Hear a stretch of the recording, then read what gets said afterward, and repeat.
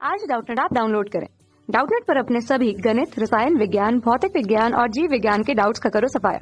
बस प्रश्न की फोटो खींचो, एक ही प्रश्न को क्रॉप करो और तुरंत वीडियो सोल्यूशन पाओ। अभी डाउनलोड करें। क्वेश्चन हमारे पास है वक्तव्य के रूप में। तो वक्तव्य एक में कहा है कि धागे पर बनी तरंग अनुदैर्ध्य हो सकती है, और दूसरा वक्तव्य ये कह रहा है कि धागे को संपीड़ित या विस्तारित नहीं किया जा सकता। ठीक, तो इसके कारण के रूप में दिया हुआ है। तो हमें वक्तव्यों में ये देखना होगा कि क्या दोनों सही हैं या कौन से गलत है यहाँ पर होते हैं, और वक्तव्य दो क्या वक्तव्य एक की सही व्याख्या कर पा रहा है कि नहीं।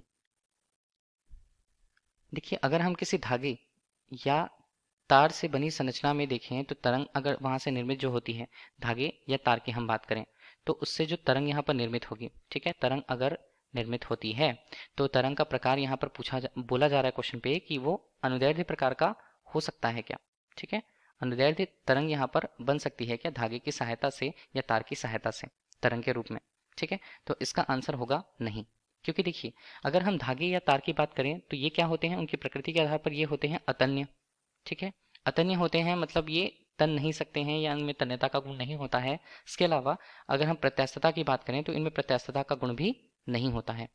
तो अगर धागे में अगर हम देखें तो तन्यता का गुण भी नहीं है, अतन्य है और वो अप्रत्यास्थ है वहां पर। जबकि हमें ये पता है कि अनुदैर्ध्य तरंगों के संचरण के लिए, अनुदैर्ध्य तरंगों के संचरण के लिए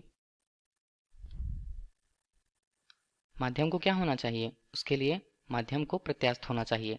मतलब माध्यम में प्रत्यास्थता के गुण कौन कौन से बन सकते हैं, उनमें अनुदैर्ध्य तरंगे हैं तो इनमें क्रमशः संपीड़न की हम बात करें या हम उनके दूसरे गुण विरलन की बात करें, जिसमें से माध्यम में जो तरंग है वो संचरित होती है किसकी सहायता से, संपीड़न और विरलन की प्रक्रियाओं के आधार पर। तो हमें ये देखना होगा कि अगर हम अनुदैर्ध्य तरंगों के लिए कोई माध्यम ले रहे हैं उनके संचरण के लिए, तो माध्यम में प्रत्यास्थता का गुण होना चाहिए और उसमें संपीड़न और विलयन की प्रक्रियाएं होनी चाहिए।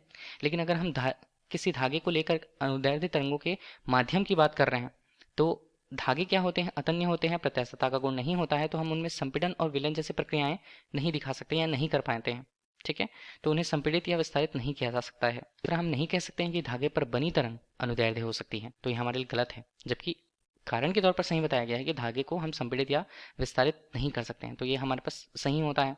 तो कौन सा, वक्तव्य एक असत्य और वक्तव्य दो सत्य है, ये हमें मिलता है विकल्प डी पर। तो विकल्प डी क्वेश्चन का सही आंसर होगा। कक्षा 6 से 12वीं से लेकर नीट, IIT, JEE वो एडवांस के लेवल तक 1 करोड़ से ज्यादा छात्रों का भरोसा। आज ही डाउनलोड करें डाउटनेट ऐप या व्हाट्सएप करें अपने सारे डाउट्स 8400 400 400 पर।